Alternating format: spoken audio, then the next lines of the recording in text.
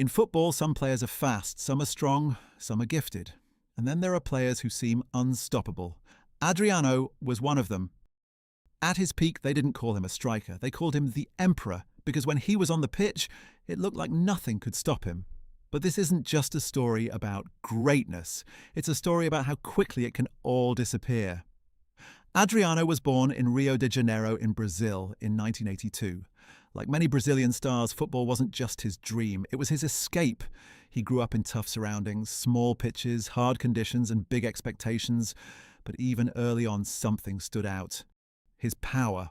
While other kids dribbled, Adriano hit the ball. Hard, clean, lethal. Coaches didn't just see talent, they saw danger. By the time he reached Flamengo's system, it was obvious he was different. Left-footed, massive shot, natural striker instincts. He wasn't polished yet, but he didn't need to be, because raw talent like his doesn't stay hidden for long. And Europe was watching. Inter Milan pounced on the opportunity to sign him as a teenager, a young Brazilian striker arriving in Italy, expected to develop slowly, learn the game and adapt. But that's not what happened. Adriano didn't need time, he needed space, and he made it look easy. Then came the explosion. Goals from distance, goals under pressure, goals that shouldn't have even stood a chance of going in. Defenders bounced off him, goalkeepers couldn't read him. For a period, Adriano wasn't just good, he was one of the most feared strikers in the world. At Inter, they didn't just see him as a player, they saw him as their future, and he was unstoppable. But football changes fast, and life changes even faster. In 2004, everything shifted.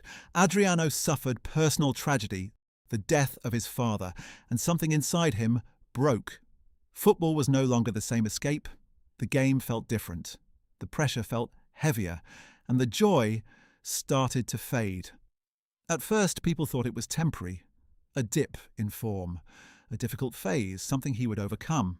But it didn't go away. His performances became inconsistent. His discipline wavered, his focus drifted.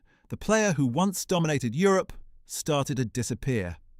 Inter Milan tried everything: coaches, support, structure, time. But the truth was simple. This wasn't a tactical problem, it wasn't a fitness issue. It was personal, and football, no matter how big the club, can't always fix that. Adriano returned to Brazil for periods, back to Flamengo, to familiar surroundings, and sometimes the magic came back. Short bursts, powerful performances, moments that reminded everyone who he was. But they didn't last because the consistency had gone missing. Over time, the pattern became familiar. Come back. Show flashes, fade again, move clubs, try again, repeat. And slowly, the world stopped expecting the Emperor to return. What makes Adriano's story so powerful is not just the fall. It's what came before it, because at his peak, he wasn't just a great striker, he was feared. Defenders knew what was coming and still couldn't stop it. That kind of dominance doesn't get forgotten easily. But football careers aren't built on moments. They're built on years, and Adriano's years at the top didn't last as long as they should have. Not because he lacked ability, but because life pulled him in another direction. Today, Adriano is remembered differently. Not as the unstoppable force he once was, but as one of football's greatest what-if stories. A player who had everything: power, talent, fame, potential, and even for a short time, the world at his feet. The Emperor didn't fall because he wasn't strong enough. He fell because even the strongest players are human, and sometimes football greatness is decided not by what happens on the pitch, but by what happens far away from it.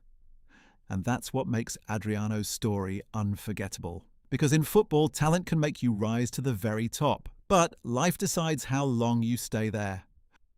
If you enjoyed this video, make sure to like and subscribe for more football documentaries just like this one. And let me know in the comments who should be next.